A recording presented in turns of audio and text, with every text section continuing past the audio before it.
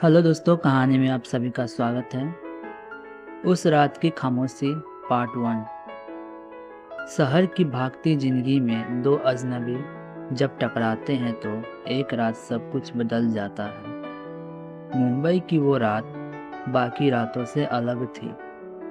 बारिश की हल्की फुहारें थी।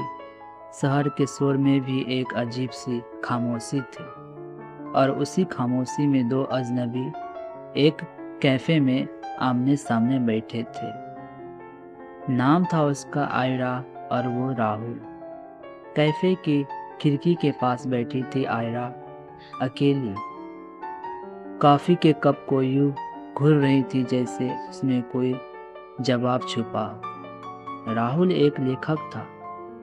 अक्सर ऐसे कैफों में बैठकर लोगों की कहानियां सोचा करता, पर आज उसकी अपनी कहानी शुरू होने वाली थी। वो आयरा के पास गया, बोला, अगर आप चाहो तो कुछ पल चोरी कर सकता हूँ। अकेलापन बांटना चाहता हूँ। आयरा ने देखा और कुछ बोले बिना बस सिर हिला दिया। बातों का सिलसिला चला। आयरा एक तलाकशुदा महिला जिसे प्यार ने धोखा दिया था। राहुल एक टूटा हुआ कवि जिसकी दुनिया सिर्फ शब्दों में बची थी। वो दोनों अजनबी थे, पर एक दूसरे के दर्द को पढ़ पा रहे थे।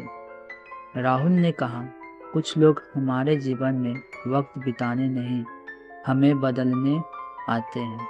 आयरा ने मुस्कुराते हुए जवाब दिया, और कुछ लोग बस एक रात में पूरी कहानी लिख जाते हैं। बारिश और तेज हो गई थी। टैक्सी मिलना मुश्किल था। राहुल ने कहा, अगर चाहो तो मेरी अपार्टमेंट में रुक सकती हो। भरोसा रखो, मैं सिर्फ कवि हूँ, शिकारी नहीं। आयरा कुछ पल सोचती रही और फिर वो साथ चल दी।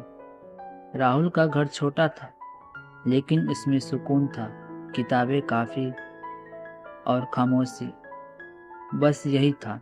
उन्होंने वाइन खोली, खिड़की के पास बैठकर बारिश देखी, और उस रात दो टूटी रूहों ने एक दूसरे को जिया, बिना वादे के, बिना नाम के।